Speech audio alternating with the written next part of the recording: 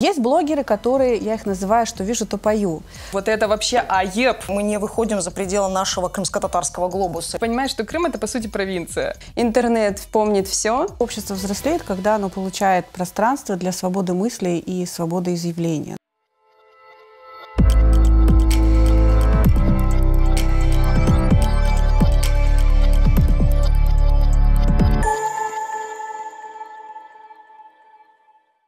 Салям алейкум, это проект Миркес.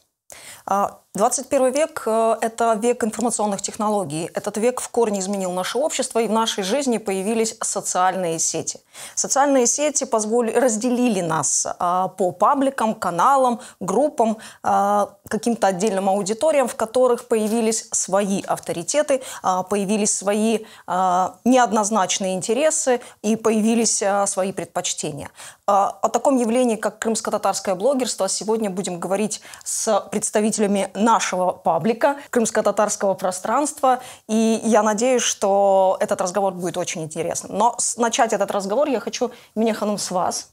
Есть ли такое явление, как крымско-татарское блогерство? Или я выдумываю и приукрашаю что-то? Да, я считаю, что такое явление, можно сказать, что есть, потому что в любом случае, на какие бы мы темы не вели свои блоги, паблики, там, страницы и так далее, у нас очень проскакивает такая крымско-татарская тема. И в чем эта специфика? В чем этот нюанс проскакивает? В чем он проявляется, вот эта вот ниточка крымско-татарская? Знаете, у всех по-разному. Но мне кажется, в любом случае, когда ты смотришь блогера, и он крымский татарин, неважно, в Крыму он либо не в Крыму, то все равно там что-то по языку, какие-то взгляды. Наверное, больше... Я про язык говорю, потому что у меня больше такая эта тема. Это ваша специфика. Но что касается каких-то взглядов, каких-то там исторических, мнений об исторических событиях, вот это вот просматривается у многих. Но в то же время мы не можем отнести всех блогеров крымских татар к крымско-татарскому блогерству, потому что некоторые... вполне так отдаленно вещают, не затрагивая эту тему. То есть такое тоже можно встретить. То есть быть крымским татарином и вести свой блог, это еще не значит представлять крымско-татарское блогерство как явление? Мне кажется, да, так. То есть мы можем ассимилироваться в интернет-пространстве, да? В то же время, знаете, можно быть не крымским татарином по крови, но вести вполне себе такой блог с крымско-татарской ноткой. Вы знаете, немножко минутка откровения. За вами я слежу давно. Да, я подписана на ваш паблик. И хочу сказать, что вот вообще мне интересно то, что вы показываете, то откровение, которое вы, открытость, которую вы даете своим подписчикам, своим зрителям, слушателям. Меня иногда, вы знаете, не то чтобы смущает, но мне становится интересно, как исследователю в первую очередь, откуда столько сил и эмоций на то, чтобы быть открытой вот в нашей достаточно закрытой среде. Знаете, я, наверное, себя отнесу к счастливцам. Я не сталкивалась и не сталкиваюсь с какими-то прям вот типа, или может быть уже, что типа вот это вообще АЕП, почему-то такое редко. Но это прям супер редко, и обычно от людей, мнение которых мне вообще в принципе не важно. А так уж сложилось, что у меня какое-то мое ближайшее окружение, и меня поддерживают. Знаете, там начиная с семьи, друзья, и поэтому, и потом после того, как уже, это вот в начале блога, скажем, после того, как уже нарастал блог и появлялись подписчики лояльные, ты понимаешь, что это кому-то нужно, это кого-то греет. И еще такой момент, что мне не приходится для этого что-то выдумывать, либо играть. Я просто вот такая, как я есть, и все. То есть мне не нужны какие-то дополнительные силы, энергия, чтобы это вещать. То есть с включением камеры у вас не меняется ничего? В целом, да, можно сказать так. Интересный момент, Лилия Ханум, вопрос к вам как к психологу. Вот эта вот культура молчания и сдержанности, которая присутствует в большинстве случаев у крымских татар, если это не про такт, если это не про какую-то вот такую, знаете, интеллигентную сдержанность, то про что, о чем говорит вот эта черта, когда мы всегда думаем, а что подумают остальные? О чем говорит эта черта вообще в целом о нашем обществе? Я думаю, что это вообще не про сдержанность, да, вернее, не про такт, да, это скорее у народов на постсоветском пространстве, да, очень серьезная трагедия была, это Вторая мировая. Далее у малых народов была депортация, и все это, естественно, сказалось, перед людьми встало такое, что мы должны выживать. Вот это в первую очередь. И мы знаем по статистике, что после таких трагедий люди начинают активно рожать детей, да, рождаемость повышается, но при этом у нас не хватает, скажем так, ресурсов на то, чтобы давать этим детям все то, что нам необходимо, вернее, им необходимо. Поэтому детей в свое время как бы вот в консервную банку посадили, все их чувства, эмоции, потребности, оно все находилось там до какого-то определенного периода, вот, наверное, до сегодняшнего дня аж, потому что ни одно поколение должно было восстанавливать все то, что было, к сожалению, утрачено. Поэтому это от необходимости. Людям тогда это нужно было быть, не тратить силы на то, что вот ребенок там хочет тебе что-то сказать. Мы же все выросли с фразами там, вырастешь, вот тогда будешь умничать, да. Это про что? Это про то, что твои интересы не нужны, да, и на данный момент. И дети, они учились быть хорошими, а для того, чтобы быть хорошими, для того, чтобы меня любили, единственное, что я могу делать, это брать как бы часть ответственности, да, за своих родителей. Помогать, все послушные, хорошо убирались, да, то есть у нас не сейчас расстраивать родителей? Не расстраивать родителей, да, потому что как-то вот, ну вот это вот все, это вот разные поколения, вернее, разные, скажем так, возраста в то время, они как бы объединились, сплотились на основе вот этой идеи выживаемости. И, естественно, было меньше эмоций, было меньше таких вот каких-то всплесков, которые есть сейчас. Это сейчас мы можем с детьми сесть, поговорить, спросить, как твои дела, там, что ты хочешь, да, разобрать их потребности, разобрать их чувства. И то мы только это учимся. Ну, потому что эти консервные банки только-только стали открываться. Мы еще сами этого не умеем. И поэтому здесь не про такт. Здесь про то, что тогда это было нужно, чтобы выжить. А сейчас те модели поведения, которые мы взяли тогда, они нас сейчас опять разрушают. Потому что теперь вот тот такт, вот та сдержанность, да, вот та тишина, в которой люди жили, вот эта вот сосредоточенность, строгость, современному миру они не нужны. Сейчас идет как раз-таки бум, вот, откровенность, эмоции. Насколько мы готовы, учитывая все наши прошедшие настоящие травмы, быть готовыми вот следовать этим трендам открытости, показа своих эмоций, чувств. В конце концов, ведь у нас нет традиции показывать свои чувства на людях. Ну, считается, что опять это аиб, да? Да, то есть показать, что ты любишь либо ненавидишь, такое тоже бывает. Это плачешь или громко смеешься. Да, то есть это уже ненормированное поведение, да, поведение, выходящее из представления о норме. Вот насколько вот, возможна эта борьба с вот теми травмами в нынешних условиях? Нашим детям будет легче. А мы с вами как первопроходцы. Я называю это, что мы пишем инструкцию сейчас. Вот тот цифровой мир, который к нам вошел и который нам дал поле, площадь, да, для того, чтобы мы могли как-то уже начинать проявлять. Наша основная задача вот сейчас вот всех блогеров, которые, да, понимают про искренность тему и про то, что мы должны проявляться, это как раз-таки про принятие. Мы должны принять своих родителей, что они были такими. Мне не нравится тенденция у современных психологов, что так, если мы лечим детские травмы, мама, папа виноваты, ай-яй-яй, там вообще же не про это. Это как раз-таки про принятие. Я понимаю, почему они такими были. Я понимаю, что то, что они могли делать тогда, вот другого никак не могли. И я должна быть им за это благодарна. Но я должна уметь сейчас как бы отсекать. Вот тогда это было надо, сейчас это не надо. И я меняю. Тот, кто понимает сейчас, да, он как-то старается. Нам сложно. Мы учимся, мы преодолеваем барьеры, мы слышим этот хейт без конца. Нас постоянно... Люди, которые будут тянуть назад, они есть в любой сфере. Всегда. Вот, поэтому... Сложно нам? Сложно. Стоит ли придерживаться того, что нас вкладывали в эту консервную банку? Нет. Я думаю, что ее уже давно пора раскрыть и идти, ничего не боясь, потому что этот мир, в принципе, если отсеять всю шелуху, меняется к лучшему. Мне он нравится больше. Это мое восприятие. На самом деле, да. Почему? Потому что когда ты видишь обратную реакцию, когда ты не сдерживаешь чувств, и коммуникация, она становится более такой яркой, красочной, неоднообразной. Ну и, соответственно, жизнь меняется. Да?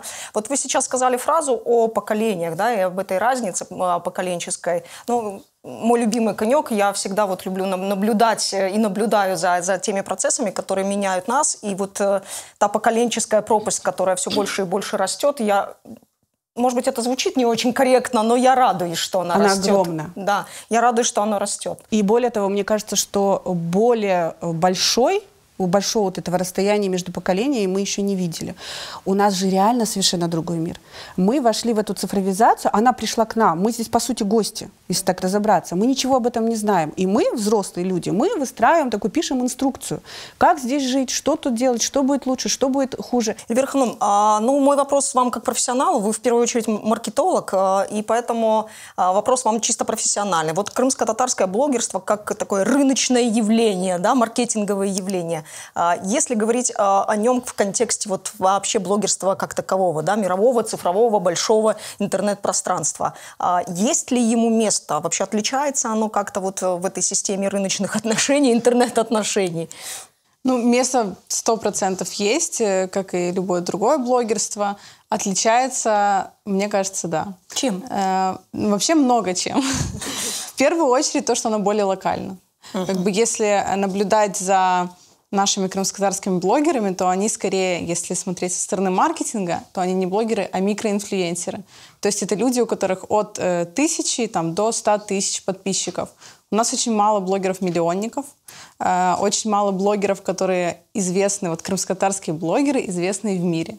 Вот таких действительно очень мало. Может быть, есть единицы. То есть мы не выходим за пределы своего глобуса? Очень локально мы существуем, и оно друг на друга влияет, и контент, и зрители. Получается, так как мы не расширяем свою аудиторию на международную, в основном подписчики крымско-татарских блогеров — это крымские татары или крымчане. И, соответственно, это же и диктует контент. То есть вот как говорила тоже Эмине Ханум, что проскальзывает вот эта вот крымско-татарскость, вот эта ниточка. И действительно, если посмотреть на всех наших микроинфлюенсеров, там выскочит слово крымско-татарское, там какие-то шуточки локальные, тут свадьба. Там, ну, это то, что поймут люди, которые здесь существуют в этом локальном мире, в этой среде, да. И получается, мы чуть-чуть вот вгоняем себя в эти рамки и не выходим. Даже если это блог какой-то профессиональный, там не житейский такой, профессиональный там вот юрист, там еще что-то, мы все равно локализируемся, да. Окей, юристам это конкретно там что по Крыму, да, какие у нас там юридические есть права и обязанности, но и другие сферы, они также все равно локализуются. Мне так кажется. Возможно, да. Мне тоже так иногда кажется, что мы не выходим, вот опять же повторюсь с этой фразой любимой, мы не выходим за пределы нашего крымско-татарского глобуса. И вот эта история про нашу сдержанность и наши границы, она меня всегда немножко расстраивает. Почему? Потому что ну, надо пытаться находить какие-то коммуникационные нити и пытаться вот вписываться в этот большой пространственный мир. Это неплохо, кстати. Вот со стороны маркетинга в Крыму это относительно хорошо, потому что у нас больше всего в продвижении работает сарафанное радио. Мы вот с точки зрения пиара мы доверяем больше людям, которых мы знаем. Ну, потому что мы все друг друга знаем. Мы все друг друга знаем, как мы уже знаем. И поэтому, ну, со стороны маркетинга действительно сейчас уже даже большие города и крупные корпорации, они переходят от блогеров-миллионников, например, рекламу блогеров-миллионников к микроинфлюенсерам. То есть у них вот есть, допустим, человек, у которого, окей, будет 10 тысяч подписчиков, но он будет вот конкретно, у него будет аудитория, которую интересует именно эта тематика. В каждом городе есть свои сумасшедшие, да, которым доверяют. А у нас, по сути, все микроинфлюенсеры, и все находят именно свою аудиторию, которой интересно это смотреть. Поэтому реклама эффективнее. Вот как. Знаете, мне кажется, мы тут немножко не учли тот момент, заранее не подготовились, наверное, по поводу именно крымско-татарских блогеров, там, миллионников, либо больше 100 тысяч, как ты говоришь. У нас есть такие, вот даже, я знаю, например, про кулинарный блог. Да. Там что-то миллион, может быть, еще есть, я, к сожалению, не в курсе. В районе 600 тысяч, по-моему, нет? Ну, нет, есть Аделе, миллионник, Нурзаде, около 600. Да, то есть вот говорить, что они сильно локальные, нет. Мы просто сейчас говорим про вот микроинфлюенсер. Мне понравилось это определение, оно очень точное. Но, то есть у нас есть блогер, который... Девочка Санье, тоже, которая, скажите мне, стюардесса. У нее там контент англоязычный, по-моему. Мы даже не знали, да, сейчас? Нет, сейчас открываем новые имена. Вот, поэтому мне кажется, что в этом смысле мы просто сами знаем только своих крымских и немножко вот сами не смотрим. ограничили. Да, поэтому мы не можем говорить прям полностью. Но тогда такой вопрос. Позиционируют ли они себя как крымские татары, как люди, которые проживают или проживали в Крыму, или вообще как-то связывают себя с Крымом? Я не слежу за ними, поэтому не могу сказать, но, знаете, как минимум там что-то, что я видела, там какие-то блюда, какие-то, что вот у нас, у крымских татар, вот так, вот такое проскальзывало, я видела. Или там та же девочка вот Санье, когда приезжала в Крым, она, вот это моя родина, то есть человек там летает, она в... По миру, соответственно. В общем, да. То есть, но у нее было, что вот... Но контент у нее, по-моему, англоязычный. Может быть, двуязычный, но англоязычный. То есть она не представляет себя как блогера крымского татара, то есть татарина или татарку, но как блогер вот стюардесс. Профессиональный такой, это, да, из профессиональной сферы наблюдения. Кстати, сейчас еще хотела один момент такой добавить по поводу становления как блогерства и вот это хейта, не хейта. Я сейчас вспомнила, что, наверное, мое становление как блогера было за пределами Крыма. То есть года 2... ну, 1,5, скажем, да, за пределами Крыма. И, может быть, вот поэтому, когда я там на начальных этапах, мне не приходила какая-то там... Токсичной среды не было. Да, то есть это сейчас там... я иногда к родителям в село, когда езжу, и потом мама говорит, вот соседка говорила, и меня проходит с телефоном, разговаривает. Ну да, она же блогер, то есть меня там 2 года назад меня это могло бы смутить как-то, там идти по селу разговаривать с телефоном. Сейчас мне нормально вообще. Да. И еще по поводу сейчас... все мы знаем вот Сияхат Делиса, да, тоже блогер. Мы просто вчера с ним развиртуализировались. Тоже, вот это прям четко крымско-татарский блогер, потому что у него там моноязычно, только на крымско-татарском. Он тоже... Его становление было вне Крыма. То есть человек 3 года жил вне Крыма, и его самый крымско-татарский блог на сегодняшний день был создан вот вне Крыма. Я не первый раз замечаю эту тенденцию о том, что кто-то, выходя за пределы Крыма, приобретает какой-то навык, возвращается и становится креативным, становится уникальным, с неповторимым опытом и становится востребованным и интересным внутри этой самой среды. Мы опять возвращаемся к тезису о том, что... Вы хотели остаться? Да, этот тезис всегда будет проходить красной линией, но мы опять возвращаемся к тезису о том, что... То ли среда у нас такая токсичная, мы себя загнали в эти рамки, то ли не хватает вот этого вот воздуха перемен, да, который добавляет креативности и интересности в нашу, скажем так, бытовую, профессиональную жизнь, то ли мы не успеваем за всеми теми тенденциями, и поэтому, нахватавшись вот чего-то там за пределами, мы приезжаем, импортируем это сюда, и вот тогда мы становимся интересными и востребованными. Все вместе. Все вместе? Вы знаете, по поводу среды, вот у меня такое, меня могут закидать тапками за такое, но... Не первый раз на нас двоих закидают, ничего страшного, выдержу. По поводу Крыма и вообще вот локальности, да, когда чуть-чуть побудешь где-то вне Крыма, ты понимаешь, что Крым — это, по сути, провинция. Ну, все. Так и есть. Ну, типа, да, и, соответственно, у нас очень такие провинциальные какие-то нравы, взгляды. То есть, да, у нас есть города, у нас есть там продвинутая молодежь, но в целом, если брать и сравнивать там жителя какого-нибудь большого города и крымчанина из любого города, то разница, мне кажется, ощутима. Ну, естественно, потому что... Это же тоже к родовой травме относится, то есть, ну, травма народа целого, да, когда депортация была, и посмотрите, как народ возвращался, то есть это было настолько сильное слияние с Крымом, с этой территорией, что попробуй, как ее теперь разорвать. Это, знаете, как психология дети и родители, сепарация. Вот сепарацию проходить очень сложно, если она не была запущена изначально правильно.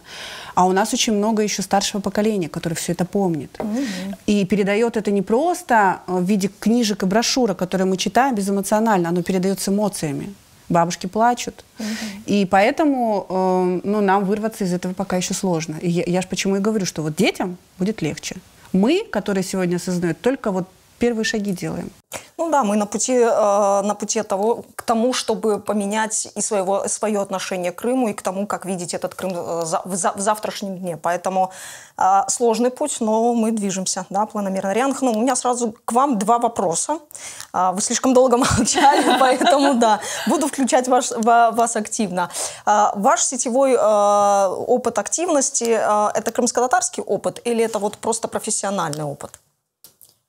Но здесь уже, как ранее вот имени Ханум подчеркнула, что не каждое, да, блогерство, которое ведет крымский татарин, равно крымско-татарское блогерство. Почему? Потому что действительно мой блог, он не связан с крымско-татарской конкретной тематикой, да, то есть национальной. Я затрагиваю темы в основном юридические и правовые, это лайфхаки, и простым языком пытаюсь разобраться, да, с ситуациями, которые возникают в жизни у людей с правовой точки зрения. Вот. И что конкретно говорить, если о моем опыте сетевом, да, это вот мой блог, который существует с 2019 года.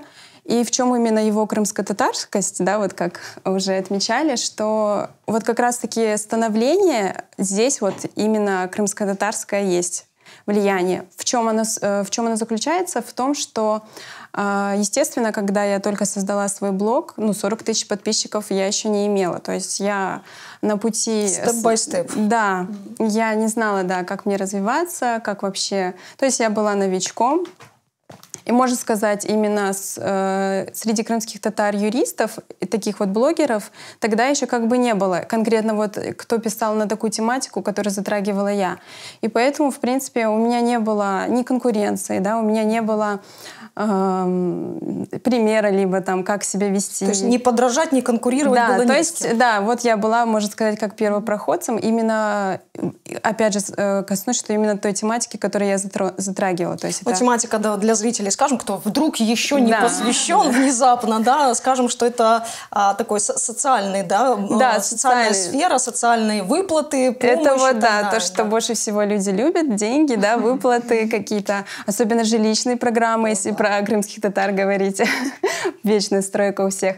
Вот. И вот как раз-таки, если возвращаться, в чем, да, было в становлении крымско-татарское, это в продвижении. То есть я начала писать полезные посты, я не заказывала рекламу до 10 тысяч вообще, то есть я никакие механизмы продвижения не использовала, вот кроме того, что я писала, да, посты, на контент. актуальную тематику. Да, а в чем же тогда, опять же, вот договорю свою мысль, заключалась она в том, что вот просто мои родные, близкие, знакомые, друзья репостили мои посты.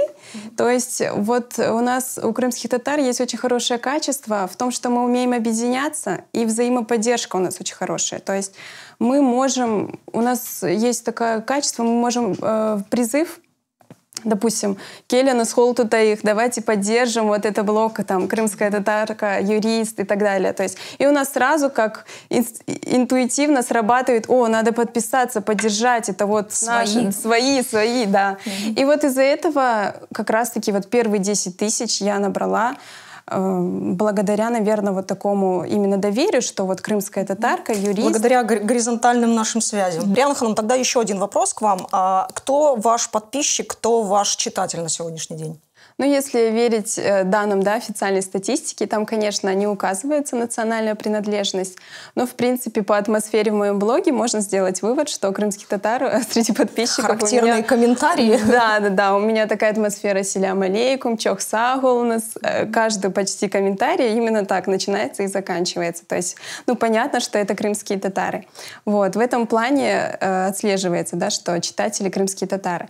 Ну, конечно, это не 100%, есть и другие, да, национальности. Но тут важно, наверное, в вопросе, да, не какая национальность, а что их, да, интересует и вообще... Что привлекает. Да, что привлекает, чем я их привлекла, всех завлекла в свой блог.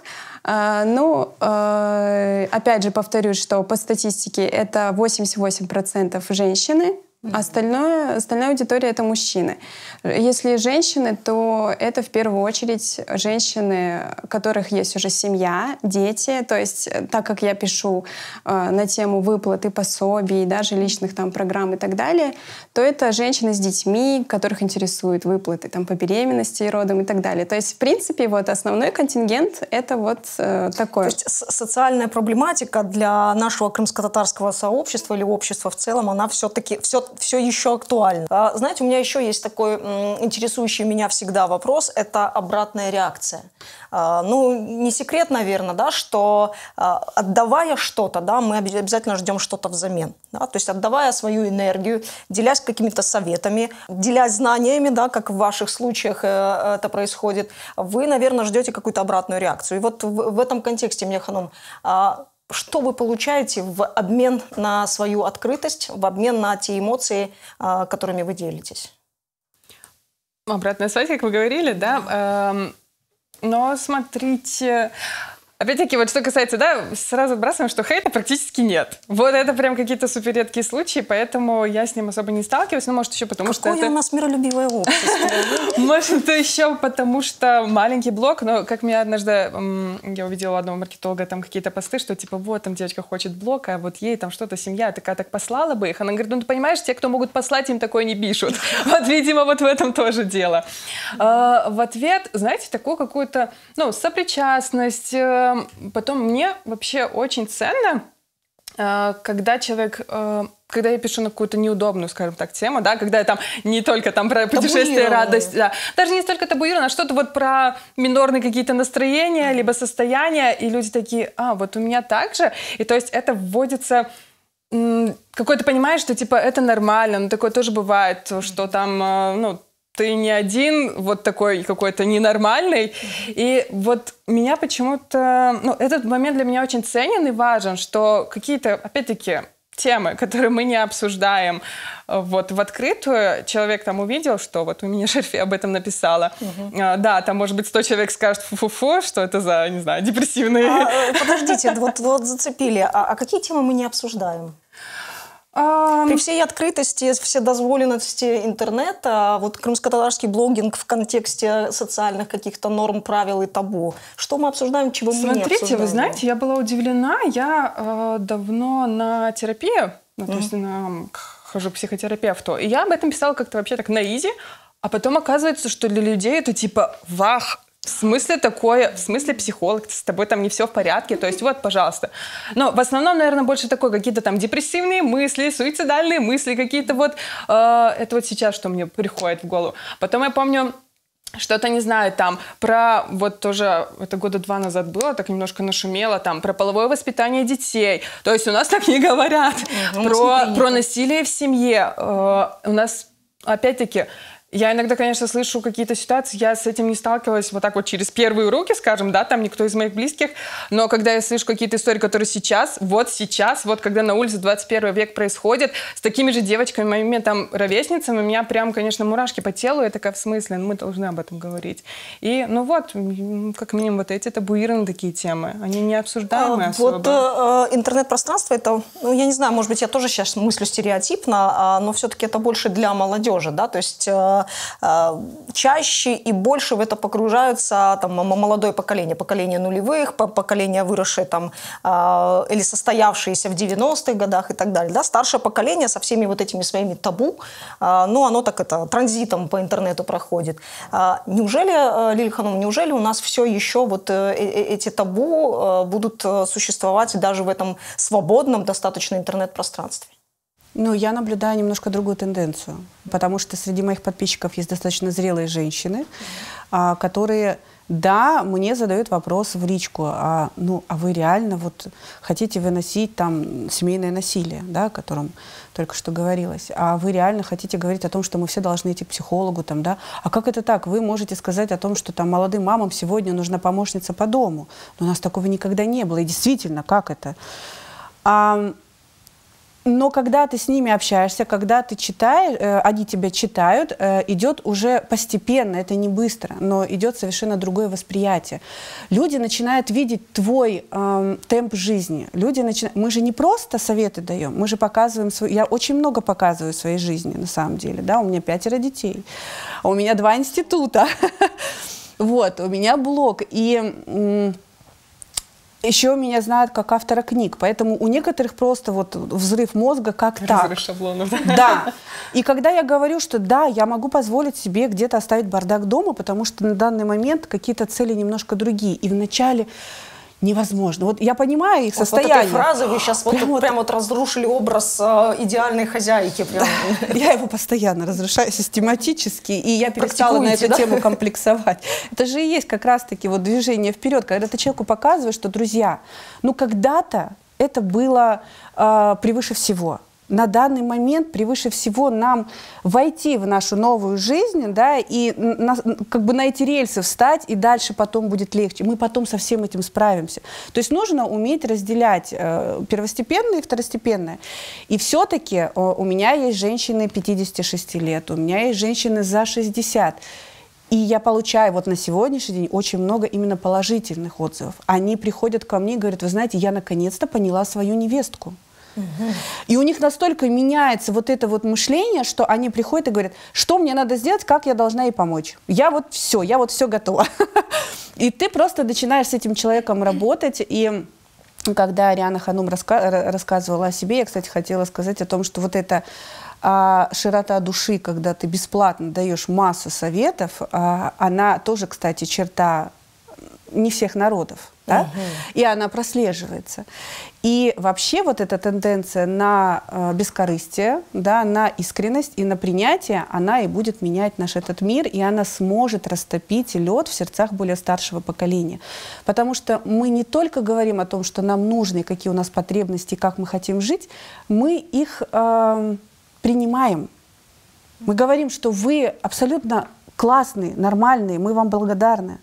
Но нам сейчас нужна ваша помощь, да, вот нам надо вот это и вот это. Давайте как-то найдем вот эти точки соприкосновения. В большинстве своем люди готовы.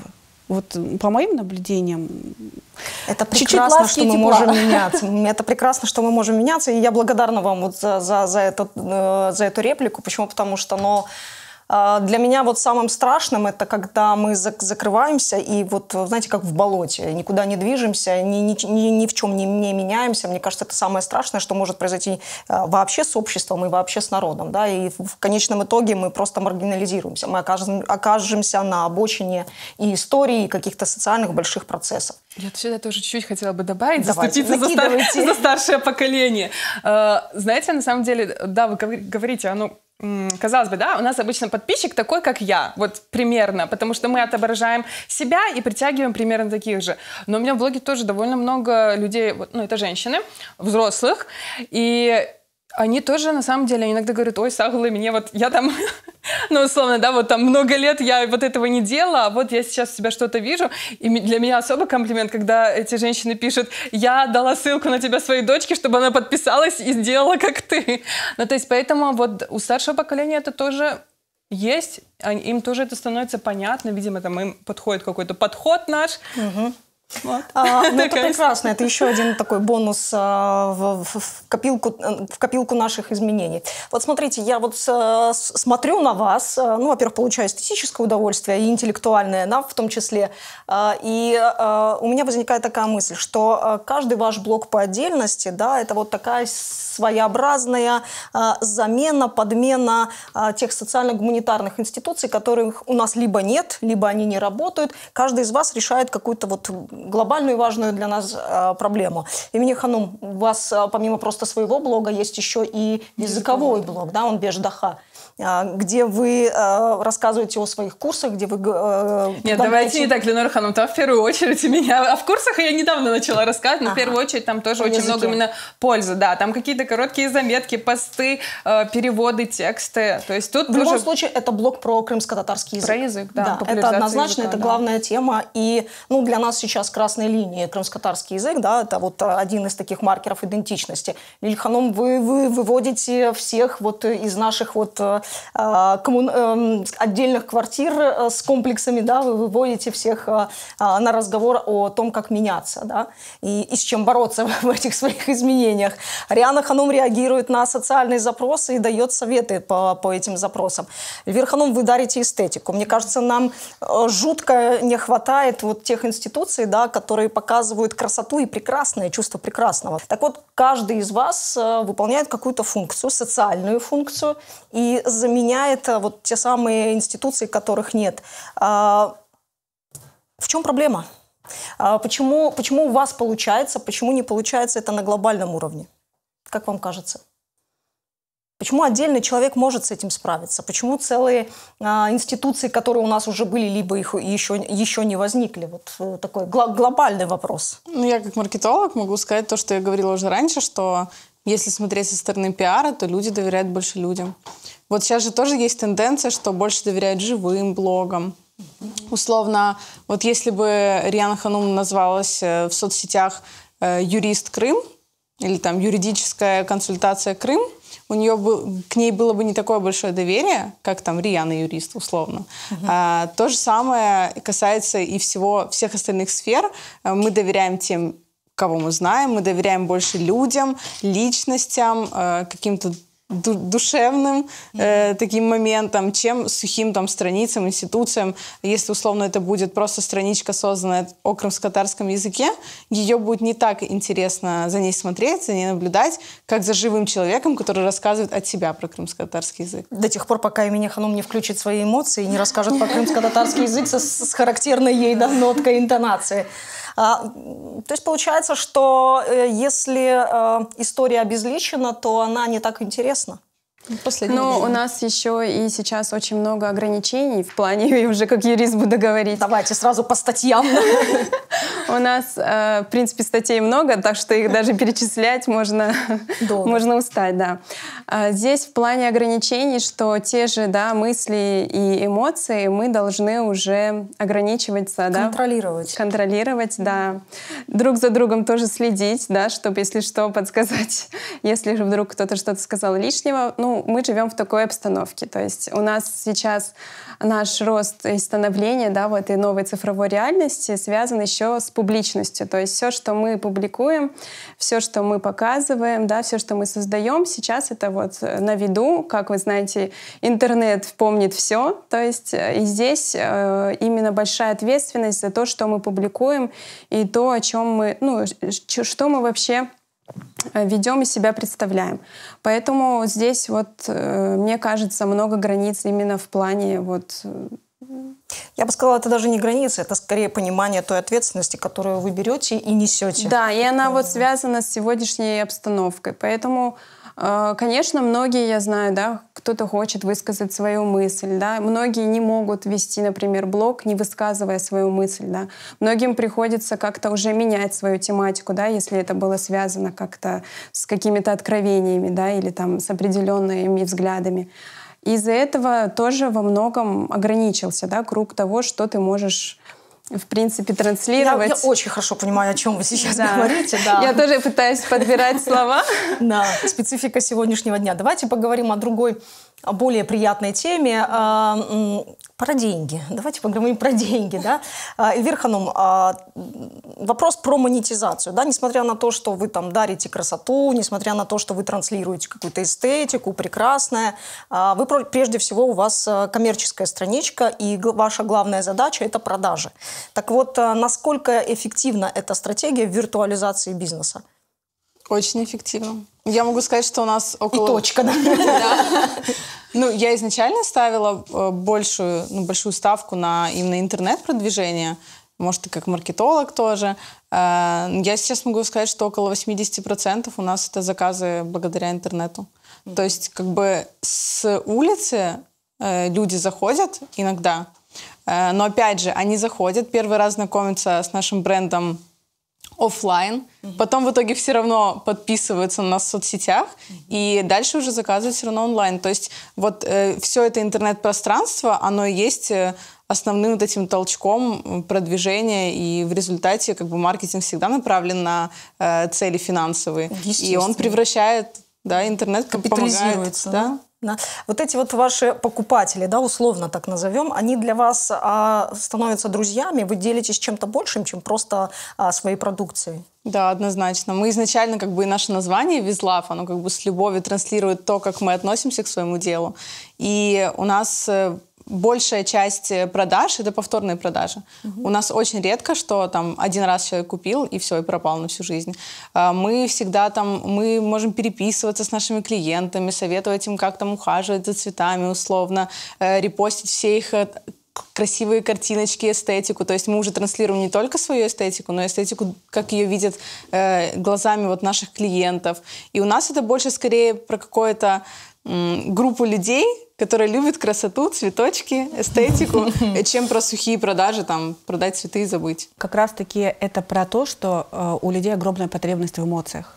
И хорошо идет тот бизнес, у которого есть вот не просто человек, а человек с эмоциями. И еще классно, когда он передает и твои тоже эмоции, которые отзываются. Это опять про принятие, да? Это же тенденция развития нашего будущего. И, кстати, вот про доверие. мы же изначально, вообще как мы начали продвигать наш бренд в соцсетях, на личных страницах, еще когда магазин не существовал, то есть он был в процессе открытия, пока мы делали ремонт, там ждали печатную продукцию и так далее, мы уже на своих страницах, как бы я и мой муж в данный момент, мы рассказывали о том, что мы открываем цветочный магазин, что там будет, какие у нас будут букеты, чем мы будем отличаться. Делились планами. Да, мы делились планами и очень откровенно рассказывали. Мы там не утаивали цифры, там, сколько мы потратили на вывеску, где мы там, возможно, плохо что-то сделали, какие-то ошибки допустили, там, деньги потеряли, еще что-то там где-то налажали. Да, ну, откровенно говоря, было много такого. И люди, да, люди доверяют, ну, как бы нам, тоже людям. Открытость. И еще у нас была создана страница в социальных сетях, еще когда магазин не был открыт, и на ней уже там было там 500 или там, ну, до 1000 подписчиков на ней уже было, при том, что магазина не существовало. И поэтому, да, опять же, доверие к людям. Риана Ханум, вы вообще свои советы раздаете бесплатно. По-моему, для блога, я не знаю, может быть, это и прекрасно, но для монетизации, капитализации, ну, как-то вы опрометчиво. Ну да, это, в принципе, когда я только начинала, да, было только бесплатные консультации. Потом, естественно, когда блог начал расти, желающих стало больше, и больше людей захотели, чтобы им я уделила время именно побольше, да, в индивидуальном порядке, тогда я уже создала свои платные консультации, затем уже думала, естественно, как блог рос, о монетизации, ну, потому что деньги — это все-таки необходимость, да, ну, здесь без можно... них пока еще никто не просуществовал. Да, то есть тут можно сказать, как есть. Естественно, цель была тоже и заработать, потому что деньги, они всегда нужны всем. Вот, но здесь главное даже не то, что цель, да, заработать, а опять же вот эмоции, да. Я больше получаю удовольствие, если конкретно про меня говорить, не от того, что я заработала, да, что вот мне заплатили за консультацию.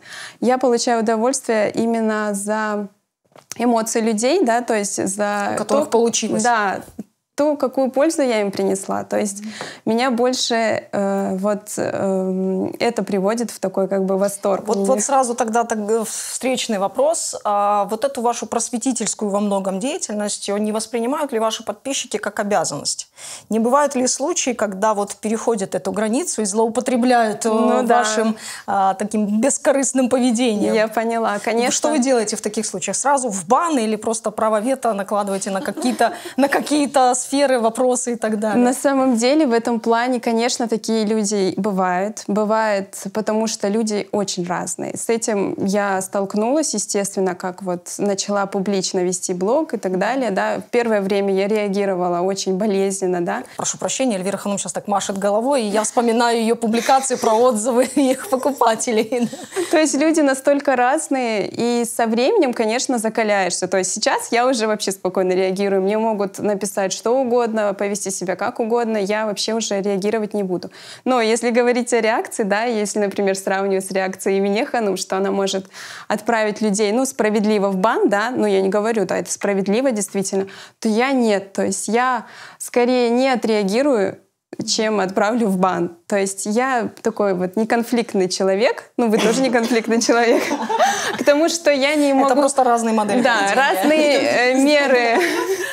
Разные меры, которые можно применять. Ну вот как раз-таки я такие меры не применяю, но люди, конечно, есть самые разные. Это, в принципе, прелести работы с людьми. То есть тут все, кто работает с людьми... Получаешь гамму эмоций, да? Да, просто когда ты работаешь именно публично, ты с этим сталкиваешься больше. Хотя я не могу сказать, что, например, у меня есть, например, хейтеры, да? Ну, как у многих блогеров, естественно, есть хейт, да. Но вы говорите конкретно именно, что относится ли к этому как к обязанности, что я должна бесплатно консультировать. Да, такие вот, опять же, люди встречаются, но большая часть, да, моей аудитории, моих читателей, они благодарны, это ценят, и очень много обратной связи и самоотдачи. То есть за то, что я делаю, я, конечно, получаю в ответ очень много, и я это очень ценю.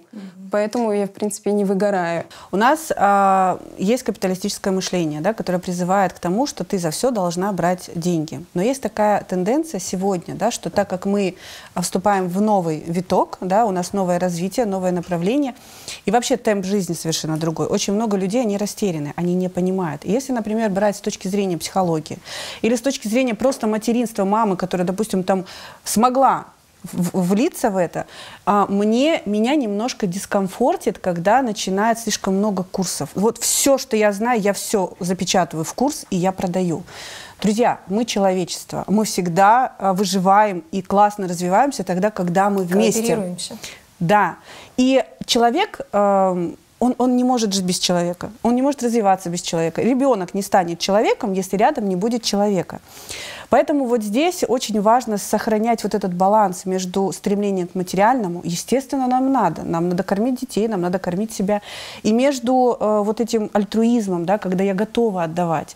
И вот когда ты в этом балансе, тогда и людей у тебя гораздо больше, и хейта, кстати, гораздо меньше, потому что твоя искренняя идея, она вот здесь вот на лбу вот такими горящими буковками есть, люди тянутся. А мне кажется, что у нас, наоборот, люди не всегда правильно относятся к тому, что им бесплатно дают. И когда ты говоришь, что вот это вот можно купить, да, тоже, я не знаю. Обесценивание, да? Да, вы, наверное, сталкиваетесь, что люди такие, в смысле платная консультация? Тебе что, сложно ответить? Или когда мне пишут, как переводится качели, я такая, вы смотрели в словаре? Ну, камон, ребята, типа... Эксплуатация. Эксплуатация. И вот когда ты начинаешь... Я веду 3 года, я только начала брать рекламу, потому что мне было неудобно. Я из этого... Ну, если вы смотрели мои истории, да. Я из этого очень долго выходила. Ну, в смысле, как? Мне неудобно. Я вела блог, я трачу на него кучу времени ежедневно. Ну, вот тут девочки тоже скажут, что такое вести блог. И ты когда ты ежедневно вкладываешься, но ты с этого не получаешь, и, типа, это тоже не есть правильно. И я знаю, ну, я пока у себя не сталкивалась, ну, типа, бывает, что подписчики такие, ой, у вас стало слишком много рекламы. Но, извините, вы потребляете контент, который человек вкладывает там 4-6 часов в день, может сидеть в телефоне. Вы развлекаетесь, и, ну, пожалуйста, в чем проблема-то? Справедливости ради, ваша реклама, она такая, знаете, контекстная. У вас нету рекламы тапочек, извините. Ну, это да, я беру, что мне интересно. То, что будет интересно вашим Я вот тут к тому, что людям все-таки надо объяснять, что платить за услугу – это нормально, платить за помощь, за продукт, за консультацию – это нормально. У нас люди больше любят на шару, поэтому я не соглашусь, что у нас люди такие, в смысле бесплатно отдавать? Нет, тут как бы про баланс речь идет. Юлия Ханум, вот эти вот инструменты социальных сетей, насколько они меняют общество, насколько они взрослеет наше общество, скажем так? Ну, вообще общество взрослеет, когда оно получает пространство для свободы мыслей и свободы изъявления, да. А без этого мы в диктатуре, с авторитарными родителями ребенок не развивается. То же самое и здесь. И вот интернет-пространство, оно как раз-таки расширило. Ну, упустим юридические нюансы, но если говорить как бы в целом по своему ощущению, все-таки свободы стало больше, возможности реализовываться больше, да, возможности рассказывать свои мысли и формировать вокруг себя именно ту среду тех людей, с которыми ты как бы единомышленники, и которые, да, будут вместе с тобой как бы в этом паровозе вместе идти. И тут еще что хорошо формируется, это ответственность. Взрослый человек всегда отличается ответственностью. Есть блогеры, которые, я их называю, что вижу, то пою. Вот, там, конечно, все печально. Но когда человек осознает, что каждое его слово – это влияние на другого. Человек зеркалит человека. Это и с исламской точки зрения, да, есть такой текст. И это в психологии есть. То есть мы всегда зеркалим. И нам очень важно, что мы не просто можем высказать свое мнение, мы можем получить обратную реакцию. Хорошая эта реакция или нет – это запускает механизмы у нас в мозгу. Ты начинаешь соображать, ты начинаешь больше развиваться. Даже если тебя покритиковали, неважно, покритиковали, остановимся на этом, да? Вот, ты начинаешь думать, а что со мной не так, а что я не то сказала, да? Вот этот человек, ты заходишь к нему на страничку, думаешь, ну адекватен, все, пошла я, значит, копаться там. И это тоже толчок для твоего саморазвития. Это круто. А еще развитие социальных сетей, оно выдвинуло нас на новый этап развития в плане того, что мы все развиваем критическое мышление. Мы без этого, в таком потоке информации, при вот этих блогерах, которые что вижу, то пою, да, мы просто не выживем. Нам срочно нужно определять... Голова не мусорка. Да, голова не мусорка. И как говорила одна ученая женщина, она сказала, да, она мозговед, она говорит, мозгу нужны умные книги, сложные умные фильмы и интеллектуальные собеседники. А иначе мы просто деградируем. Напихивать себя просто листанием ленты непонятно или просмотром сериалов сегодня уже не актуально. Это не про современное развитие современного человека. Это примерно то же самое, что человек запихивает в себя вот быстрые углеводы в попытке насладиться. Да? Мы больше никак наслаждения в этой жизни получать не можем, мы едим все подряд. Сахар, булки и так далее. Это тебе сейчас, вау, классно, а через полчаса у тебя резкий откат, потому что сахар... Там все совершенно по-другому теперь, да, вспышки-то и нет. И ты чувствуешь усталость, апатию, депрессию и так далее. То же самое и с потреблением информации. Чем больше в тебе шлака, тем хуже ты себя чувствуешь в итоге. Это мимолетно. Я листаю ленту, я сейчас получаю удовольствие. Я закрываю телефон, его откладываю, и мне плохо. Я не хочу жить в этом мире. У нас будут новые зависимости, у нас будут новые психологические проблемы. Но, с другой стороны, будет обратная сторона медали, где будет крутое развитие, где будут абсолютно новые крутые люди и абсолютно новый уровень мышления. И в конечном итоге изменения. То, ради чего мы, собственно говоря, растем и движемся. Эмине Ханум, вот благодаря вашим блогам, благодаря вашим откровениям нам много очень известно про вас. Я вспоминаю ваш один стрим, по-моему, или видео, ну, не суть.